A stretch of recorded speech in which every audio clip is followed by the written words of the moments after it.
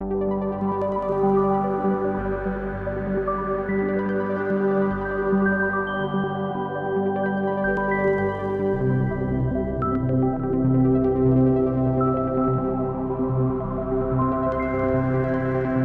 I'll try to keep it shorter, even. That's why I won't do it with PowerPoints. I'll continue in English just to be in line with my colleagues. So yeah, many ask me, let me start like this, and then I'll talk about the maturity assessment. What is Virgin Pulse actually doing? So like 19 years ago, Sir Richard Branson, our founding father, had this idea. Okay, even then he was a visionary, because even then he was okay. I'm giving solid salary.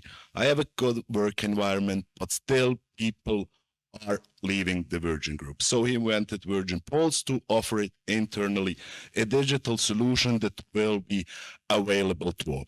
So when we started 19 years ago, with the time and with exploring all the potential clients, all the companies that are running more and more into the trend of health and well-being, especially in the United States, where it is a must because of their healthcare system and, let's say, a less preventative approach and a very costly approach. If you are ill, it can get very, very expensive. So with the time, during all this 19 years, what we've seen is how to really measure inside a company the maturity. Like we've seen multinational companies, big profitable companies that say, we got everything. Like we have fruit baskets, we have a gym, we have yoga classes on Friday, we do everything. Okay, is it integrated in your business mission? Is it integrated to your business goals? How do you do it all together? No, there was an incident and we just reacted. So with exploring that, it doesn't mean like some companies, okay, they think they're doing a lot, but actually they're doing only reactive. So with the time, what we develop inside Virgin Pulse as well is while doing the qualification, because we have different configurations of our solutions. So, and we really want to emphasize the need of the company and combine it with its values. What we've seen at the end is that we can, if we make a maturity assessment, we can categorize companies in four maturity levels. One is reactive, rather just a reactive response. Even if you think you're doing a lot around health and well-being, it's rather just implementing something to react on an incident or on COVID, like we had 2020. Then we have companies who are really working proactively, meaning it's aligned with their company values, but it still hasn't like the KPIs attached to it. And then a third stage is like preventative, where really the company is working aligned with the company goals, with the well-being goals, and it has certain KPIs attached to it, and it's aligned with the business performance.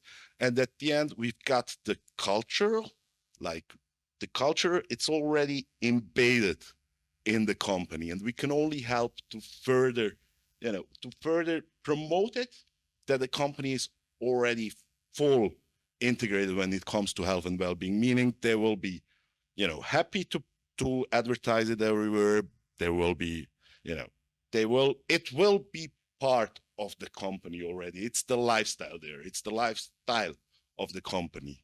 So these are the four categories that we've seen. And it's more and more when it comes to the how strategic comparative advantages that people could take off with health and well-being. Like when we see the ESG, like the environmental, social governance, health and well-being is actually the most important part now of the social part of it. And companies that take care of their employees will be at the end the ones with the better business performance, like I mentioned in the presentation before. And yeah, that's the goal of it. I'll keep it short. I could talk a little bit more, but I said to Katarina, I'll keep it very short. Thank you. Thank you very much, Dr. I think it's appreciated. We'll have questions for you at the end, so of course. Okay, let's move to the next speaker, Miss Tatiana Zaric. Sorry if I cross the name. So this is our next best practice panelist. He's head of regional and development and strategic planning for public institutions, regional coordinator at Sisak-Moslavina County. So I'm happy to learn what you do. And I understand you will speak in Croat, correct? Or English?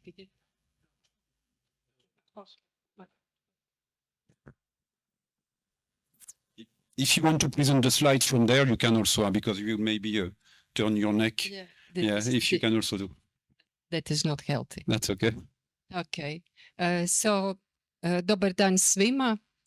Doista mi je drago biti ovdje danas s vama, predstavljati jedan malo drugačiji sektor, onaj malo manje popularan u našoj barem državi, javni sektor, dakle što mi to radimo kako bismo odgovorili na ovo pitanje, odnosno kako lokalne zajednice mogu podržati tvrtke, ali ne samo tvrtke u brizi i skrbi o zaposlenicima.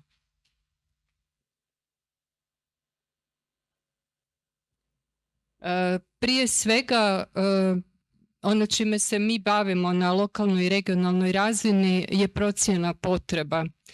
Procjena potreba kao jedna osnovna metoda kod planiranja projekata, politika, programa i tako dalje.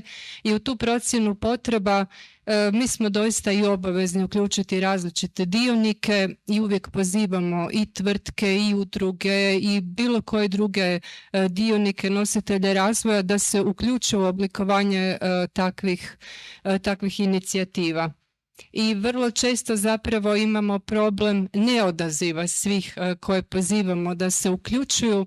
Vidjet ćete kasnije u jedno puno ozbiljnijem poslu kojeg smo radili, a to je programiranje EU fondova za ovo novo programsko razdoblje. Isto tako nisu se uvijek uključivali svi oni koji su bili pozvani i onda je zapravo na javnom sektoru ostalo definirati na što ćemo to sve trošiti EU fondove i tek onda kad krene provedba onda zapravo uvijek i bude nekih problema.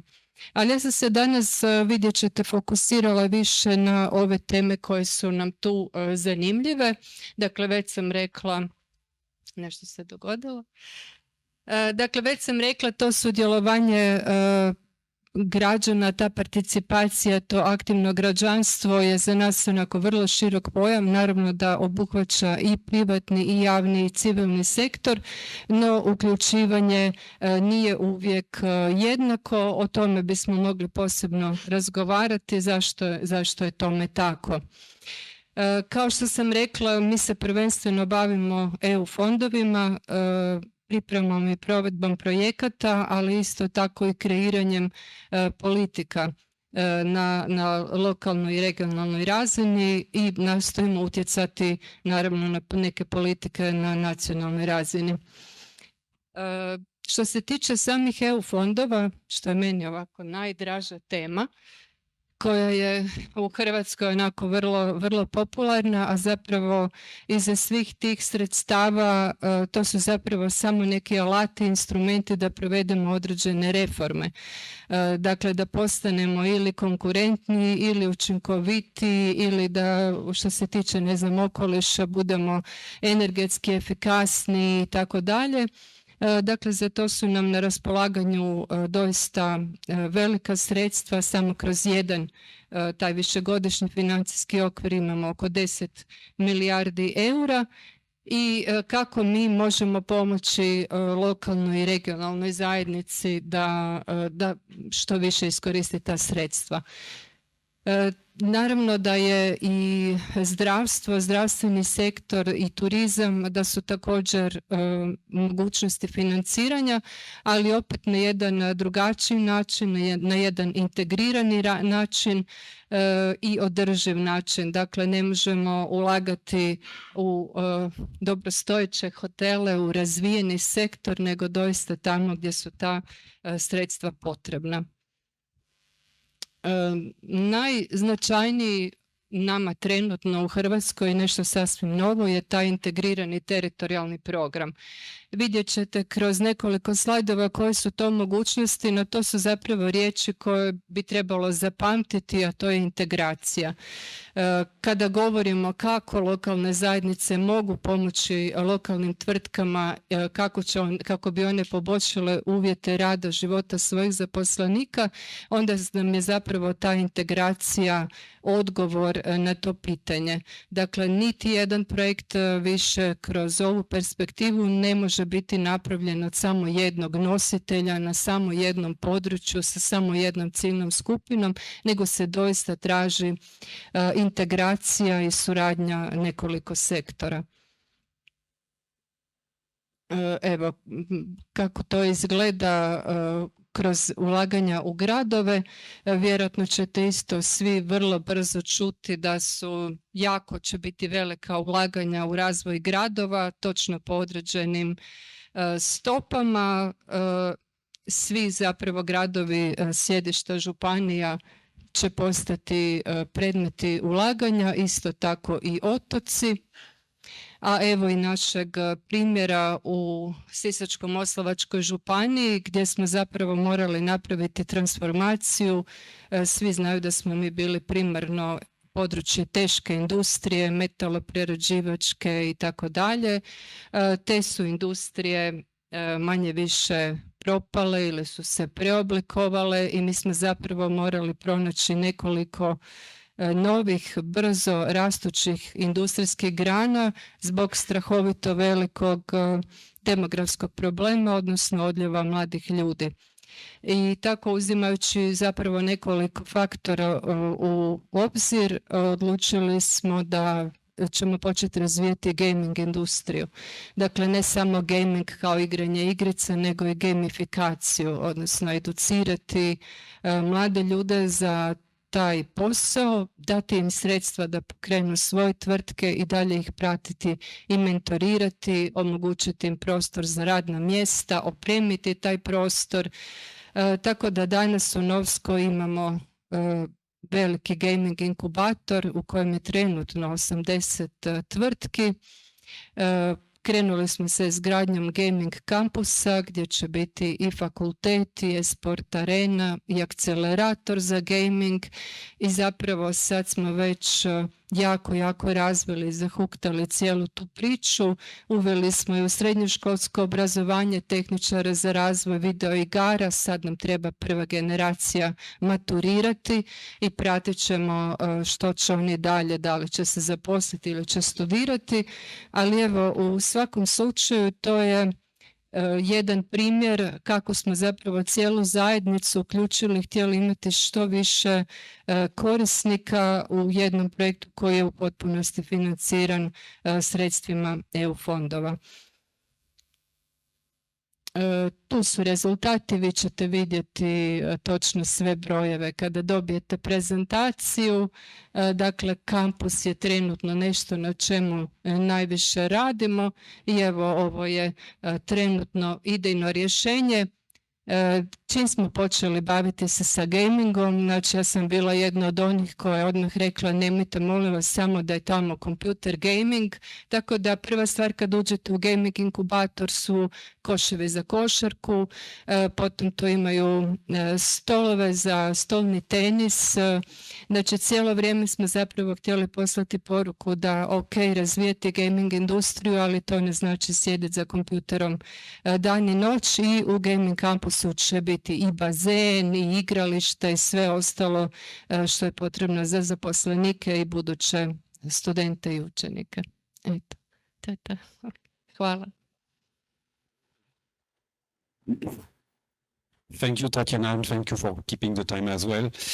Now, last but not least, absolutely not, so I will call on stage Dr. Kristina Zabo and Dr. Botont from Pharmalite Hungary, partner of Selce, so to address the last presentation of this day, actually. So no pressure on you, high expectations from everyone. Voilà, so the floor is yours, and you can do that from the either here or from over there, if you prefer. Thanks. Dobar dan. I would also speak English just to stay in line if you don't mind. You know, it's a good excuse because I don't speak, unfortunately, Croatian. So first of all, Vlasta, thank you very much for the invitation. It's an honor for us to be here again. And let me introduce our company, PharmaFlight, in a short video.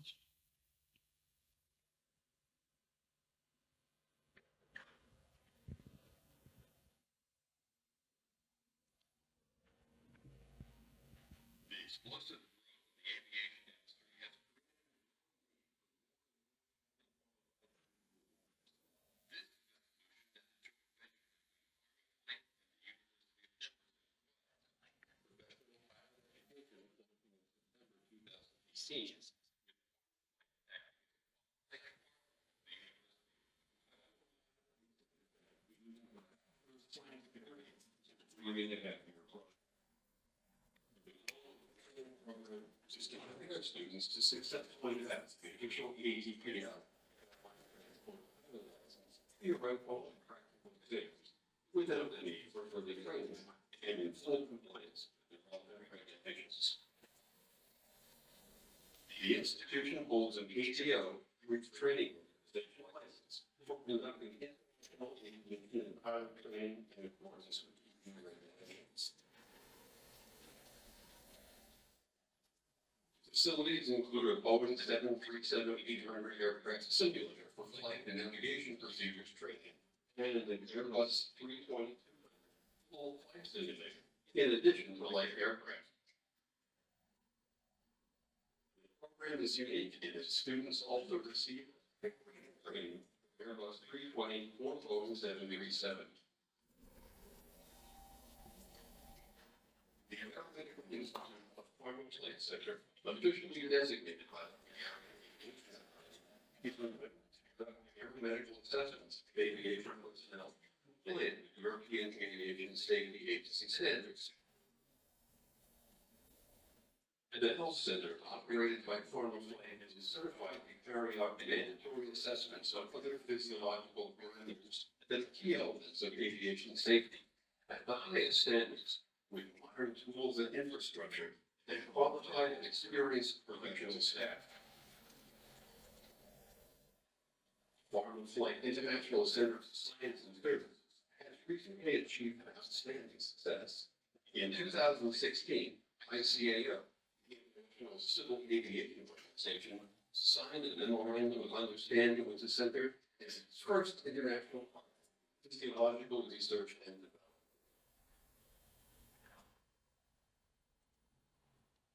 Apart from the activities shown in this video, it's very important to mention that we work with the sportsmen to help to optimize their performance, especially for the peak season. So we help them continuously work with them to maximize their performance. And we have a collaboration with a public transport company in our city, Debrecen. And our main common goal is to increase the safety of public transport of our city. And we also cooperate with the Hungarian air navigation service provider, Hungarocontrol. We are in their recruitment protocol. We help them to select the best available trainees for their very expensive training period. And with the help of our selection method, they could decrease the dropout rate by almost 20%. At PharmaFlight, we had a training for professional helicopter pilots, and it was really important because the length of the training could be shortened to the half. We will talk about it in the second part of this presentation. So our scientific history goes back to about 30 years when our mentor, late Mate Petrakanic, developed a method how to how to help sportsmen to optimize and to their performance. And the first need rose for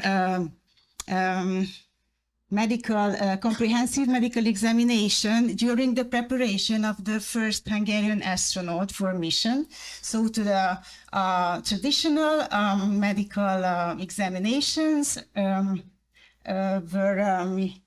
completed with some special measurements. And we at PharmaFlight further developed this method so it can be applied to other high workload groups like pilots, air traffic controllers, drivers, and managers. So we have a special method and a special device. You already heard in one of the coffee breaks that if someone is interested, there's a possibility to undergo this examination.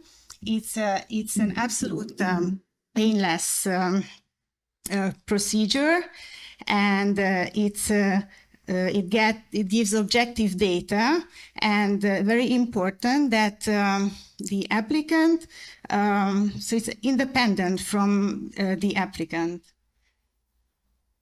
What we measure, let me, if I have some 2 or 3 minutes, explain what we measure. So some words about our nervous system. It has two main parts, the central nervous system and the peripheral nervous system. The central nervous system is our brain and our spinal cord. The peripheral nervous system connects our central nervous system to the muscles and joints and organs. The peripheral nervous system again has 2 parts. It has a somatic part that works with you in control, and it has an autonomic part. It works wherever you think about it or you do anything about it, it works. The autonomic nervous system again has 2 parts. This is sympathetic and the parasympathetic nervous system. The sympathetic nervous system is responsible for the fight or flight response. So if you have to face a threat or a danger, then it will make your body ready for the extra load, like it will raise your heart rate and your breath rate. So you can fight or you can run away. The parasympathetic nervous system, on the other hand, is like a brake pedal, so it is responsible for the rest and digest. If you are tired, if you have a sleep deprivation, then it will cause changes in the regulation of the autonomic nervous system, and these changes can be measured. So let me pass the mic to my colleague.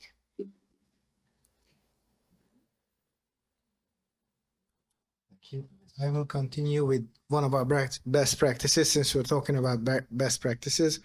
So we had a chance to work with helicopter student pilots who are going to be pilots for the Hungarian police.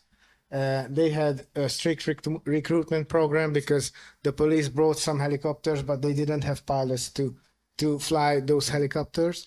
So they enrolled policemen who had some experience, like had engineering degrees, and they collected 12 students to partake in this training program, where we measured them weekly. So as some of our colleagues already mentioned before, circadian rhythms and daily lifestyle rhythms are very important. So we try to measure these people on the same time every week.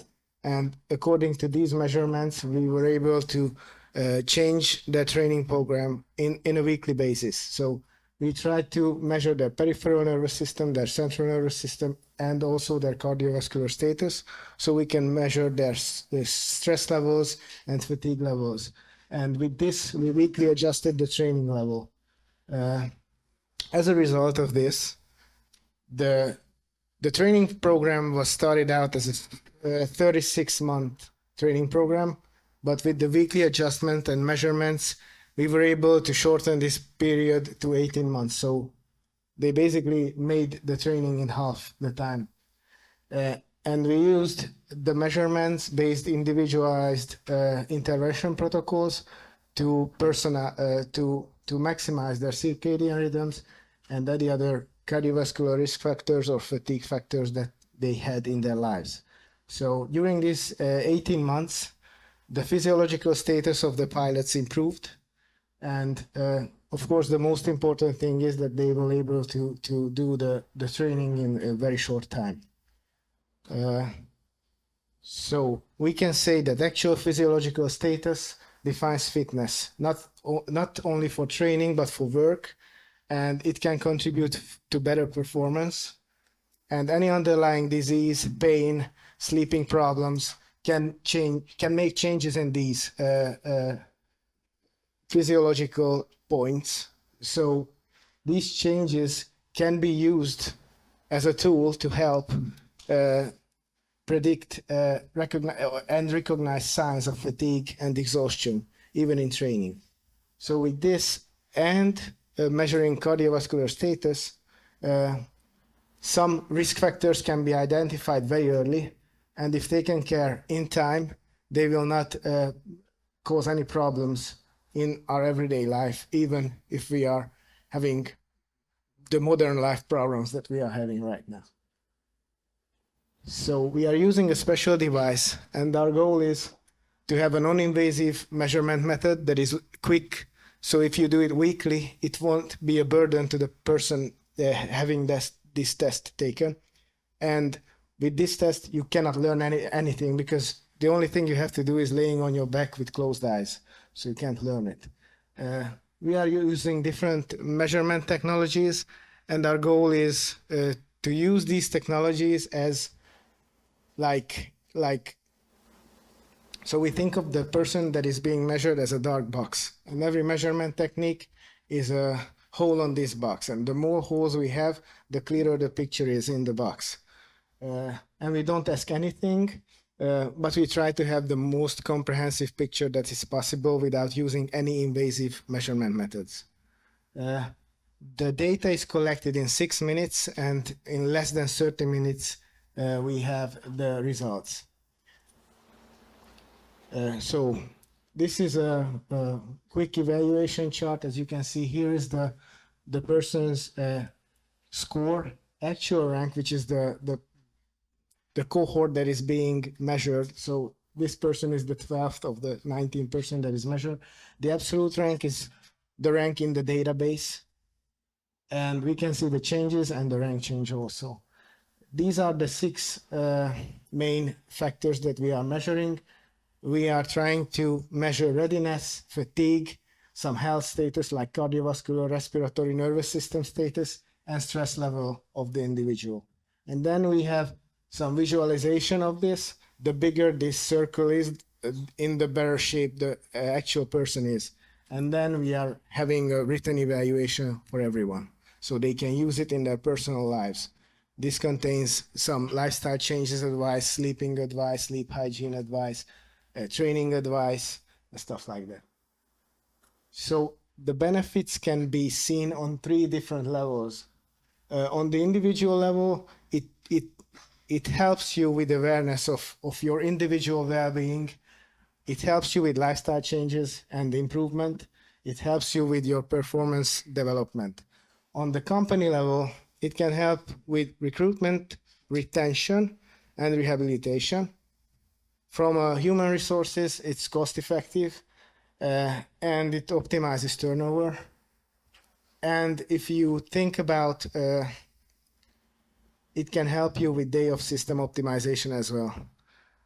And from an industry level, it can help with safety, it can help with resource management, customer satisfaction, and it can prompt identification of correction needs that is very special to that industry that we are working in. And with that, I would like to thank your attention, but Right now you have a chance to try this out. In the 305 room, we'll have the device set up.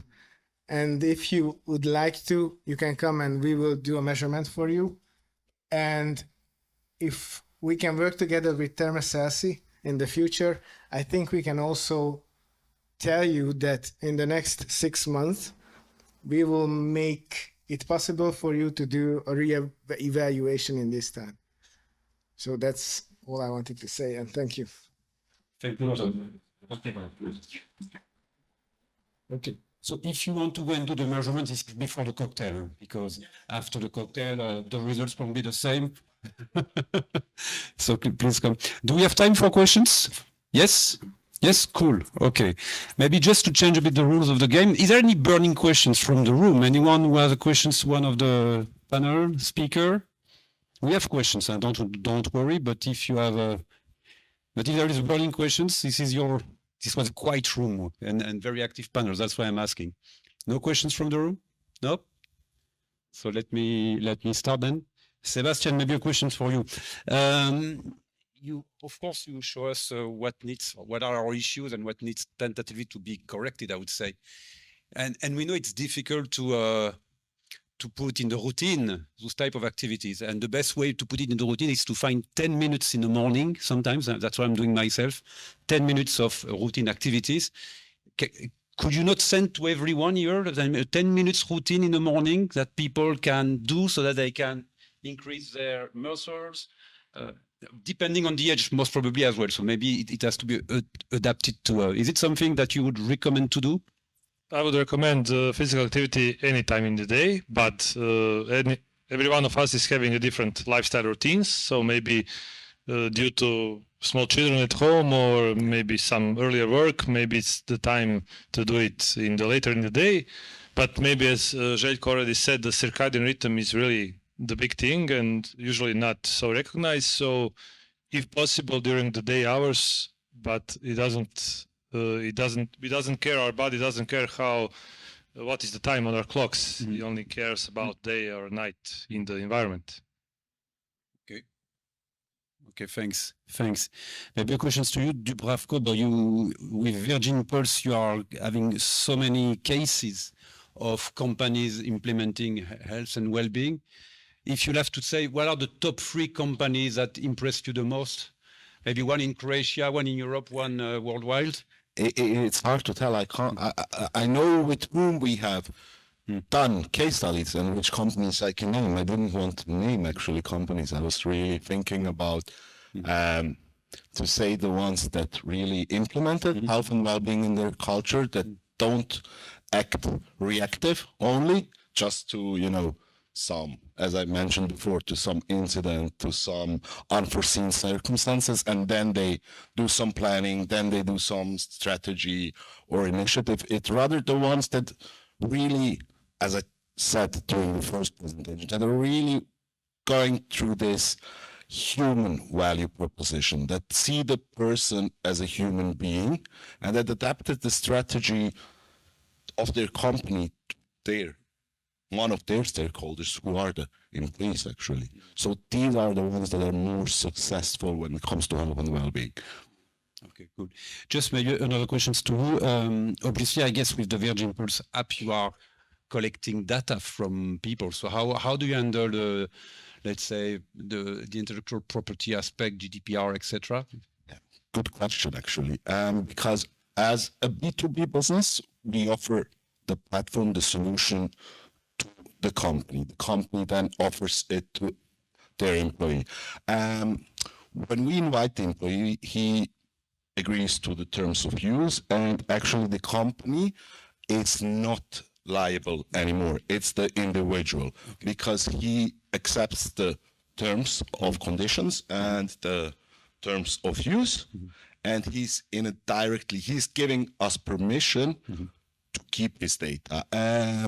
What we've seen is actually in Europe, especially when I'm talking now about Europe, let's say Europe doesn't trust too much that the data goes to the US. So until April, we had only our data center in the US, our Amazon Web Service. And since April, we have it in Frankfurt as well. Okay. Because me as a salesperson, I'm like, when you see that somebody wants it, at the end, it's just the data center missing because of all the, I don't know, meta issues that happen, Facebook issues. It's kind of, yeah. And indeed, Yeah. indeed, yes. Sometimes people are Absolutely. thinking that if the data are going too far away, Yeah. they will be in the end of somebody that we don't want to. Like to store their data in your companies. Okay, thank you, Dubravko.